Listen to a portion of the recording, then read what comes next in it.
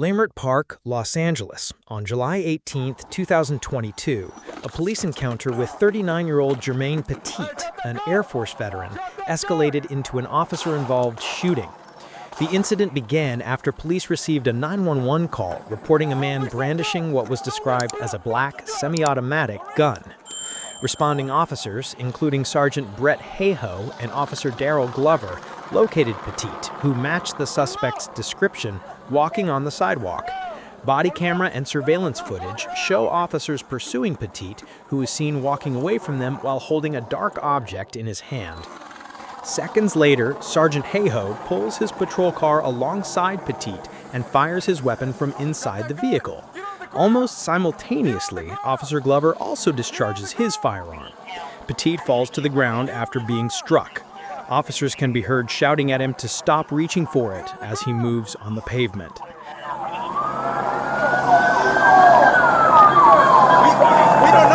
don't know that! We don't know that!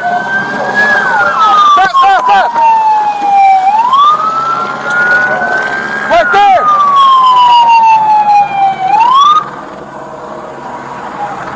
Hey, you wanna roll up?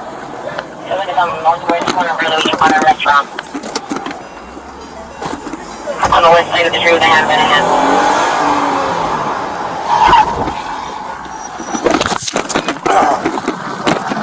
Hey, drop that gun! Drop that gun!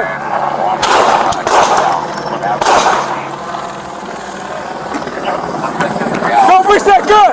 Don't reach for that fucking gun! Don't reach!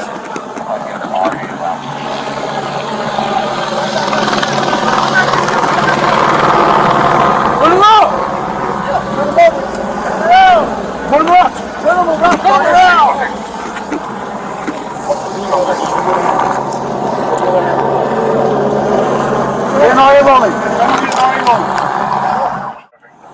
I think he's that male Hispanic walking north. Area left for each west and northwest corner.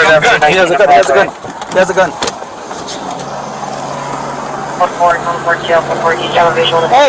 Hey, partner, come this way. Drop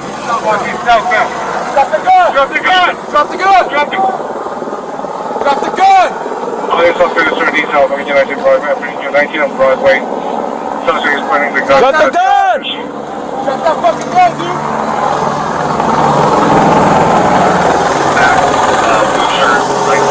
Shorts pointing the gun at the officer. Get on the ground! Get on the ground! Get on the ground! Get away! Get away!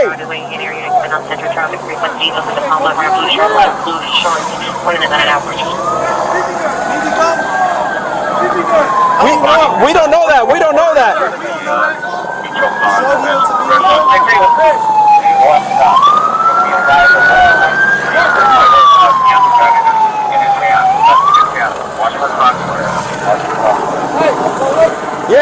Yeah, go, let's go.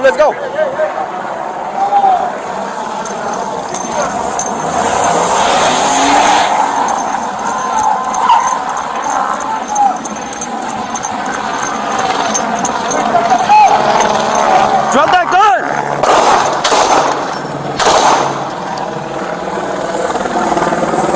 Don't reach that gun! Don't reach for that fucking gun! Don't reach!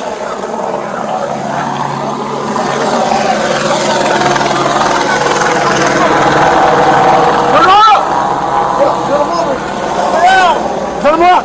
Turn him over! Turn him out! Turn him around! Turn him around! Get your hand. Get your hand.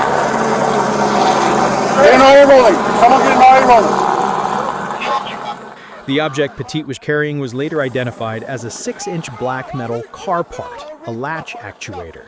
Petit was transported to a hospital with serious injuries. No officers were injured in the incident. The shooting of Jermaine Petit, who was unarmed, raised significant questions about police use of force and the challenges in responding to calls involving individuals who may be experiencing mental health crises. The incident prompted an internal investigation by the LAPD, and the Los Angeles Board of Police Commissioners later ruled that Sergeant Hayhoe violated department policy by firing from a moving vehicle. This event underscores the complexities and potential for tragic error in high-stress situations and highlights the ongoing debate surrounding police de-escalation training and procedures when confronting individuals with real or perceived weapons. The aftermath of this shooting has led to calls for greater transparency and accountability in policing to build trust and ensure the safety of all members of the community. Diamond Bar, California, on the morning of June 19, 2023, a series of disturbing events unfolded, culminating in a fatal deputy-involved shooting. At approximately 11:36 a.m., the Los Angeles County Sheriff's Department's Walnut Station received multiple 911 calls reporting a man firing a rifle in a residential neighborhood. The video begins with frantic calls to 911 dispatchers. One caller reports there's a person with an assault rifle and a bulletproof vest walking down Crooked Creek Drive. Another witness describes a terrifying encounter, stating, "He looked at me in my vehicle, he raised the gun, pointed it towards me, and then he pointed it in the air and then fired a shot." The armed man was later identified as 30-year-old Benjamin Chin. The incident began with a domestic dispute in the 2900 block of Crooked Creek Drive, where Chin stabbed his mother and fired a shot at her car's tire. Wearing a ballistic vest and carrying a ghost gun rifle, Chin then began walking through the neighborhood, firing the weapon indiscriminately. As Los Angeles County Sheriff's deputies, including Marisol Barajas and Hector Vasquez, arrived on the scene, they encountered Chin's injured mother, who pleaded with them not to harm her son. The deputies followed Chin, using their vehicle's public address system to repeatedly command him to drop his weapon. Chin ignored the commands and continued walking into traffic on Diamond Bar Boulevard. You got him?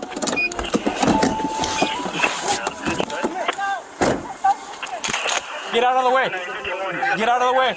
Where's he at? Where's he at? On the side. Get out of the way. Get out of the way. Get out of the way. Move now. Please do not shoot. Okay, get out of the way. He's gonna be off of Diamond Bar Boulevard at the south side of the street. Drop the gun, bro. Drop the gun. Hey, I'm gonna load a slug, bro. Block off Diamond Bar Boulevard between Grand Canyon and Cold Springs. Put the gun down.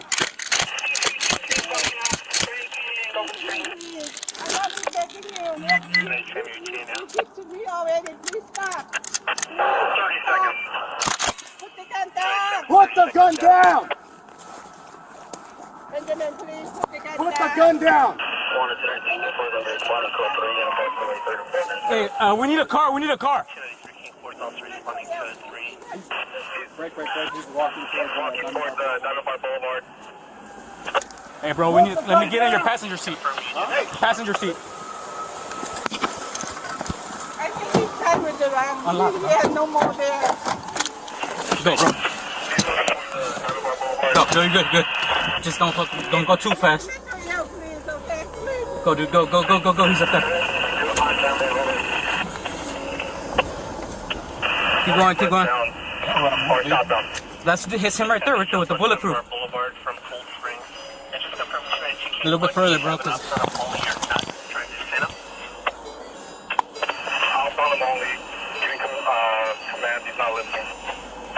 drop the gun, bro! Hey, dude, drop the gun. Drop the gun.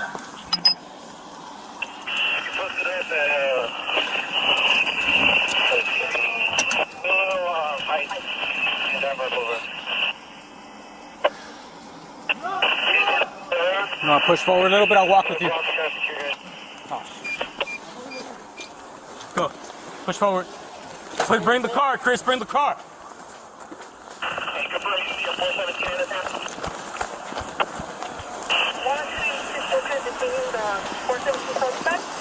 Further.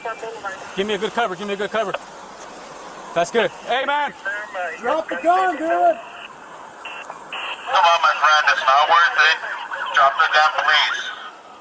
Drop the gun.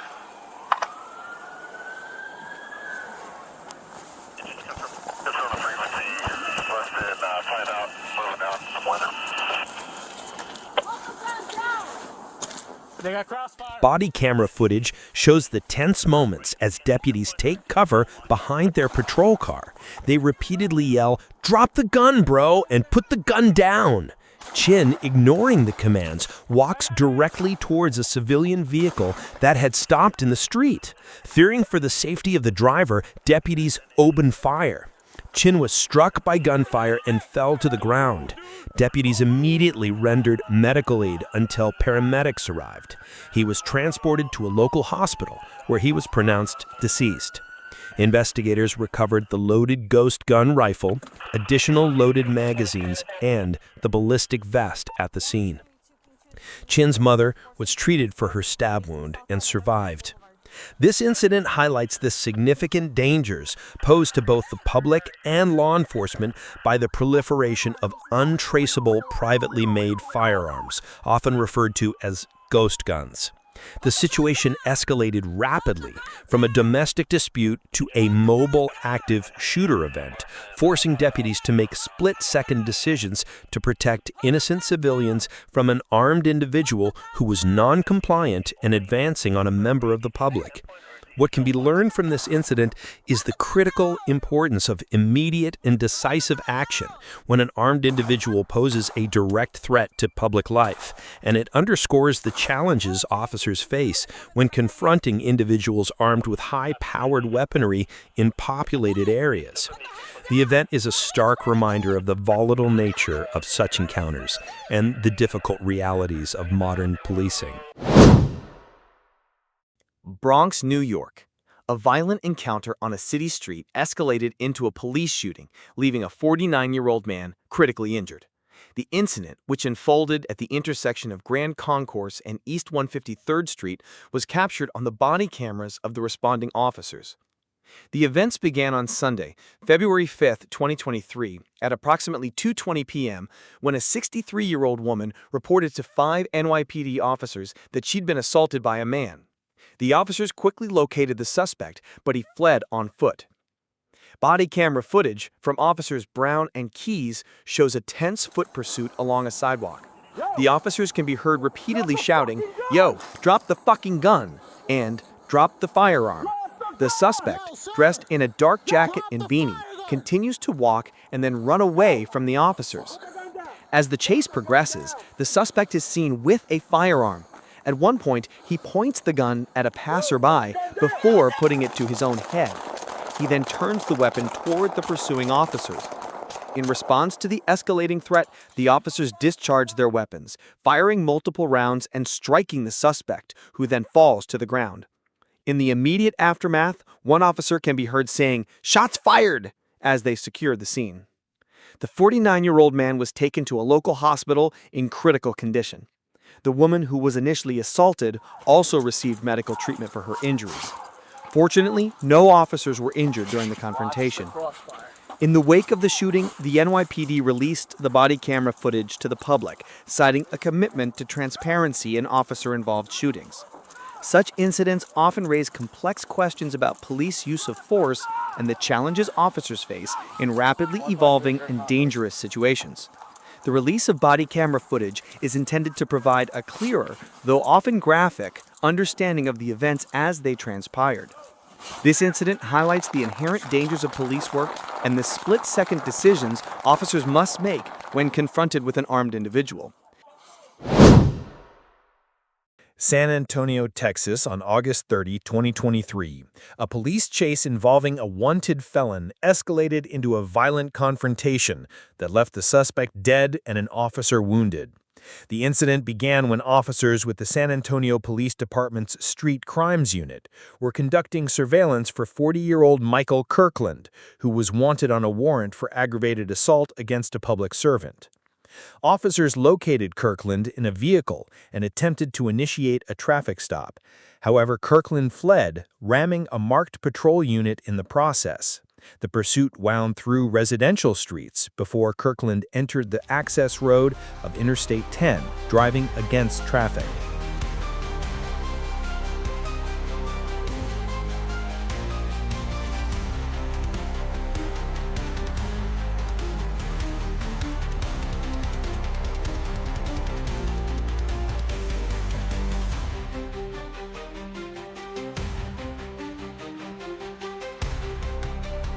The chase came to a crashing halt when Kirkland's vehicle collided with a civilian car. Following the crash, Kirkland immediately exited his vehicle and began firing at the pursuing officers. He then fled on foot towards the eastbound access road of IH-10. During this foot pursuit, one officer, identified as an 8-year veteran, Jay Owen, was struck in the left arm by Kirkland's gunfire. Another officer immediately stopped to render aid, applying a tourniquet to the wounded officer's arm. Kirkland continued to flee, running down a grassy embankment onto the main lanes of IH-10. There, he began shooting at passing motorists in an attempt to carjack a vehicle and continue his escape. In a desperate attempt to stop the threat, 2 officers engaged Kirkland, exchanging gunfire with him on the busy highway. Kirkland was struck multiple times and was pronounced dead at the scene.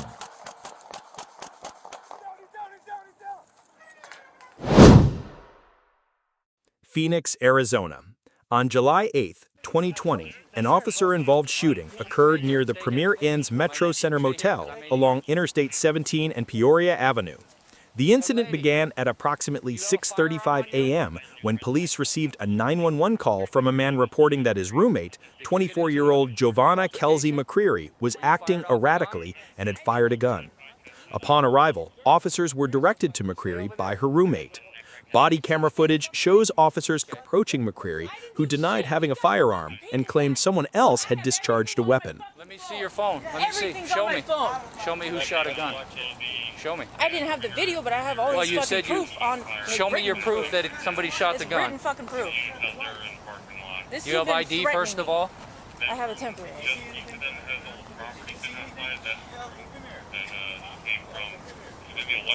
He's been calling me, threatening me. I'll be back. I'll be back. Oh. And then he calls me, and he's like, he starts showing me around all these fucking people. This is her. This is her. Who shot the gun? That bitch in there, the fucking Mexican, with the fucking bag. Okay. Where did she shoot a gun at? Towards me. Fucking piece of shit. Fucking Wait lucky over I there wasn't for still me. overseas. I fucking shot her ass. Okay, sir. Go wait over there. I don't need you on top of us. I'm sorry, but my PTSD from overseas is fucking bad. I'm going to ask you to go wait. I know. Okay, we'll deal with that, but I just got to ask you to wait over there. I've asked you 3 times. I don't know. I mean, all I could tell you Okay, is well, there's we're going to a look lot at the of fucking video out people. here and see who shot what. All right.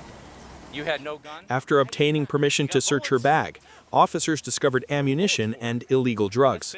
They also learned she had an outstanding misdemeanor warrant for her arrest.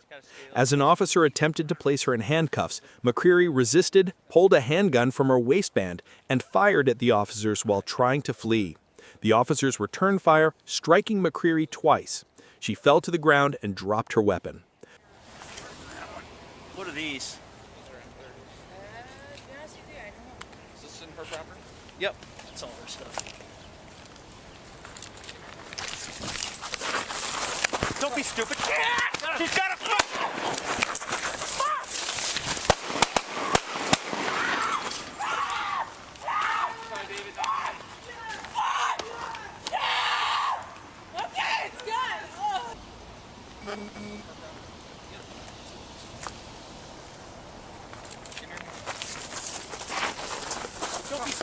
She's got a gun!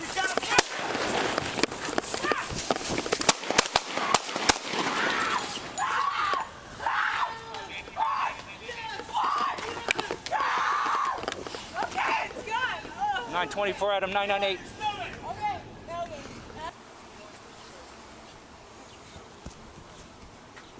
It's got a scale, it's got some meat. He's looking for a gun. It's Phoenix 1052, nonviolent. Alright, I think we're still under. Oh, got some. Let me grab those. What are these? Those are M30s. Is this in her property? Yep. Officers on the scene immediately provided first aid to McCreary until paramedics from the Phoenix Fire Department arrived and transported her to a local hospital in critical condition. She survived her injuries and was later booked into the Maricopa County Jail on multiple charges, including aggravated assault and resisting arrest. No officers were injured in the incident. Panorama City, Los Angeles, on April 6, 2022, a series of distressing 911 calls led to a fatal officer-involved shooting. The incident began at approximately 2:20 p.m. in an apartment complex in the 8700 block of Tobias Avenue. A frightened resident called 911 to report that her neighbor, 27-year-old Jesus Alan Castellanos, was breaking her window and threatening to kill her if she contacted the police. Another caller reported a domestic dispute, stating that a man was throwing items, including a glass table and a speaker, outside an apartment and yelling. Los quebró y dice que él siguió, le llamó a la policía, me iba a matar. ¿Él que, sabe usted cómo se llama? No sé. ¿Él es latino, negro, chino, gringo? Él es latino y vive aquí con mi vecina. Son mi vecino, pero yo no lo conozco cómo se llama. Okay. ¿Qué edad tiene él más o menos? Yo creo que como unos 27. Okay. ¿Qué color de ropa te ha puesto él? Unos suéter gris y un pantalón negro. Pero okay. ¿Hay algún? Okay. Señora, vamos a mandarle ayuda. ¿Puede usted meterse en algún cuarto donde esté segura? Estoy en mi cuarto, ya le puse aquí esto. ¿Él sabe usted si está bajo la influencia? Yo no sé, pero está sacando cosas y rompió y tenía un cuchillo. Solo que me dijo que si yo hablo a la policía, me va a matar y va a mandar a alguien. Ok. No vaya a colgar, ¿ok? ¿Él se ha metido ahorita en la casa o todavía no? No, se me rompió la ventana de la sala. Yo estoy en mi cuarto, en el cuarto. Hi, the address is 87 Tobias Avenue. I'd like to report, I think it's a domestic dispute in an apartment. Okay, and then when you say domestic dispute, what's going on? Sorry, apartment. Well, I don't know. I just know one of the guys is throwing things outside the apartment, and you can see everything getting broken, and he's yelling at somebody. And I think it's apartment. Sorry. But you'll see all the mess outside the door. Got it. And he's throwing items out in front of the apartment? Yes. He threw a table with glass, some speakers, a chair, and I don't know. I closed the door. I don't want to get involved. Okay. He looked a little off. Okay. Surveillance footage captured Castellanos, visibly agitated, smashing property in the apartment complex's parking area and walkways. Los Angeles Police Department officers were dispatched to the scene for an assault with a deadly weapon. Upon arrival, officers encountered Castellanos, who was armed with a long knife. Body camera footage shows the officers attempting to de-escalate the situation, repeatedly ordering Castellanos to drop the knife. Castellanos, however, did not comply and instead advanced toward the officers, shouting at them to shoot him. As Castellanos continued to advance, officers deployed less lethal options, including a taser and a 40mm foam projectile launcher, in an attempt to subdue him. Simultaneously, as Castellanos raised the knife and lunged towards them, Officer James Galbraith fired his handgun. Castellanos was struck by both the less lethal rounds and gunfire and fell to the ground. He was pronounced dead at the scene. A knife was recovered nearby. Yeah, I got you. Drop whatever you have. It's not worth it. Fuck that. Drop whatever you have, man. I'm gonna put down like a fucking G. Homie, what's up? Nah. What's up, homie? Stop. Shots fired. Shots fired. 1985, shots fired. Get rid of the taser guy. Hey, get your taser. Hey, This incident highlights the complex and rapidly evolving nature of encounters between law enforcement and individuals in crisis, particularly when a weapon is involved. The use of both lethal and less lethal force simultaneously has raised questions and scrutiny regarding police training and protocols in such situations. For the public and law enforcement, this tragic event underscores the critical importance of de-escalation techniques and the need for specialized responses to individuals experiencing mental health crises to prevent similar outcomes in the future. The incident also serves as a stark reminder of the dangers faced by officers and the split-second decisions they are often forced to make in volatile situations. Fresno, California, on the night of October 5, 2023, a violent encounter at an AM/PM gas station at the intersection of Fig Garden Drive and Brawley Avenue led to a police shooting. The incident began when a 44-year-old homeless man stabbed a store employee. A 911 call captured the immediate aftermath of the attack, with a witness frantically telling the dispatcher an employee just got stabbed by a homeless man. I'm going to update everyone, okay? Okay, my friends want to leave. We're going to leave the parking lot, but I will not hang up. I know everything that happened. We're at the Big Garden in Raleigh. Okay. Is anyone putting pressure on his neck? There is someone inside with him. I don't know if he's putting pressure, but they were on the floor in the, like at the entryway. He's bleeding from everywhere. Police officers quickly located the suspect nearby. Body camera footage from multiple officers shows them confronting the man in a parking lot. The suspect, however, remained defiant and continued to advance towards the officers. The situation escalated when the man deployed pepper spray at the officers. As he continued to move aggressively, while armed with a knife, 2 officers fired their weapons, striking the suspect multiple times. Footage from various angles, including body-worn cameras and an aerial view from a police helicopter, captured the tense moments leading up to the shooting, and the shooting itself. After the shots were fired, the suspect fell to the ground. Officers then moved in to provide medical aid. Both the stabbing victim and the suspect were transported to Community Regional Medical Center for treatment. The store clerk sustained serious injuries, and the suspect was reported to be in stable condition after surgery. The suspect was found to be in possession of 4 knives, including the 4-inch fixed blade knife he was holding during the confrontation. Authorities also noted that the suspect had a criminal history that included domestic violence and was believed to have been suffering from mental illness. This incident highlights the unpredictable and dangerous situations law enforcement officers face, particularly when dealing with individuals who may be experiencing a mental health crisis. The use of less lethal options in this case was precluded by the suspect's aggressive actions with a deadly weapon and pepper spray. This event underscores the critical importance of de-escalation training for officers, as well as the need for more robust mental health services to prevent such violent encounters from occurring. For the public, it serves as a stark reminder of the potential for sudden violence and the importance of being aware of one's surroundings.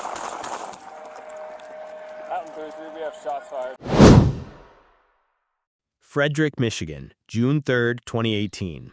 A tranquil afternoon in a rural northern Michigan community was shattered by a fatal officer-involved shooting.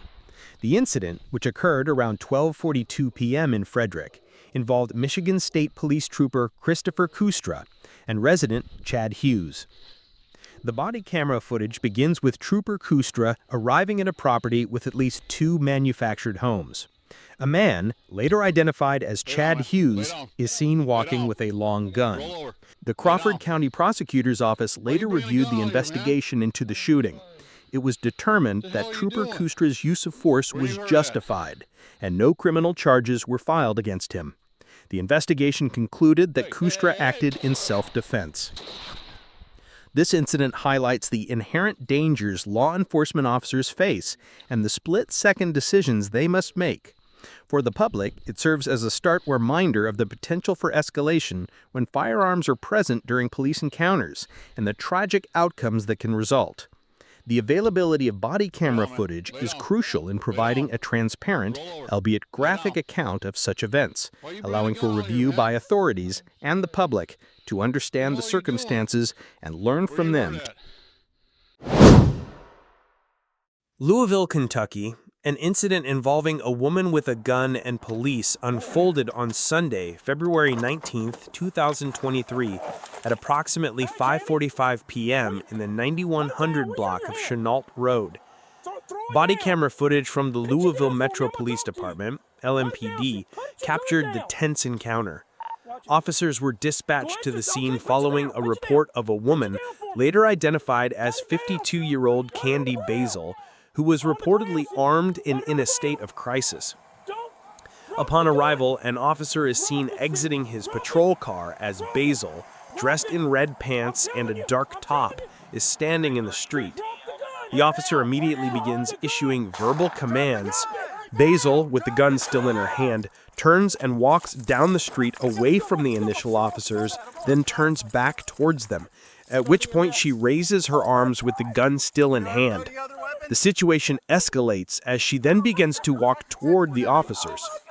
After numerous commands to drop the weapon were ignored, and with Basil advancing towards them, LMPD officer Donald Wyatt, a 19-year veteran, discharged his firearm, striking her. Hey, what are you doing?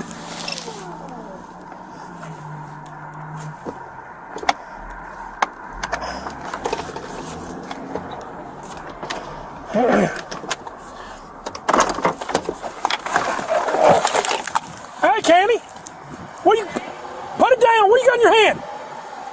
Throw it down. Pitch it down for me. I'm gonna talk to you.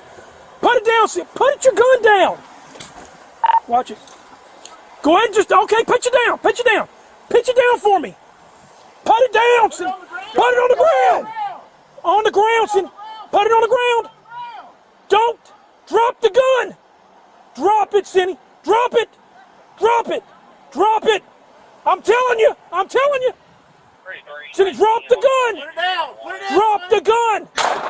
Drop it. Put it down. Drop it. I got the gun. Watch the gun. Watch the car. Watch the car. Watch the car.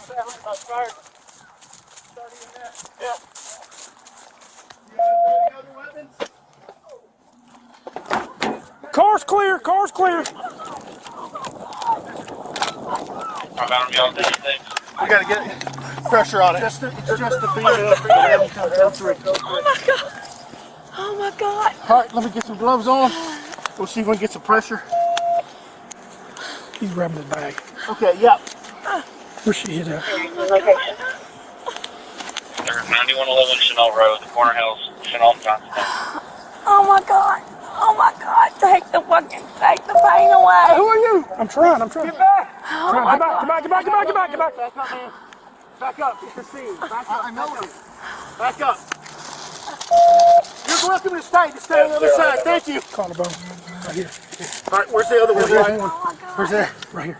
Oh my God. Take the fucking. Well, she's open in the back too. Oh my God. We might have to roll her on the. We have to roll her on the side and hold the back.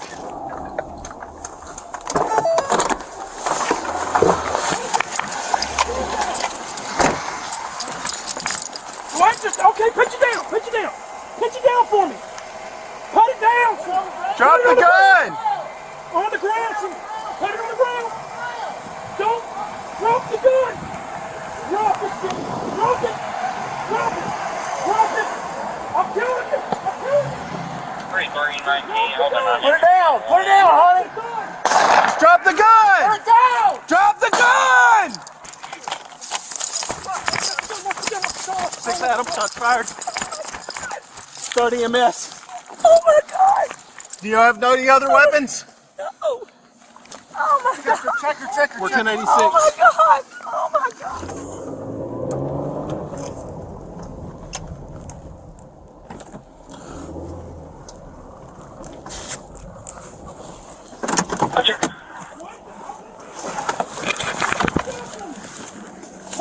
Put it on the ground. Put it on the ground, sweetie. Put it on the ground.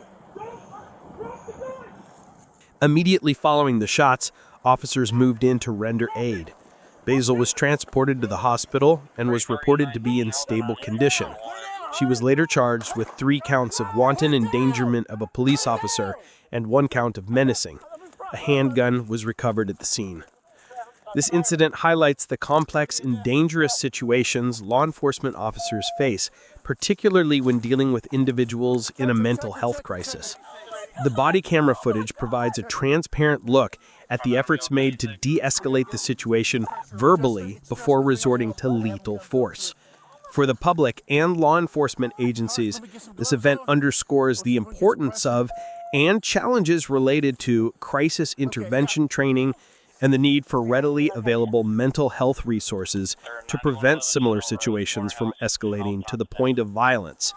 It also serves as a stark reminder of the split-second decisions officers must make in the field when confronted with a deadly threat.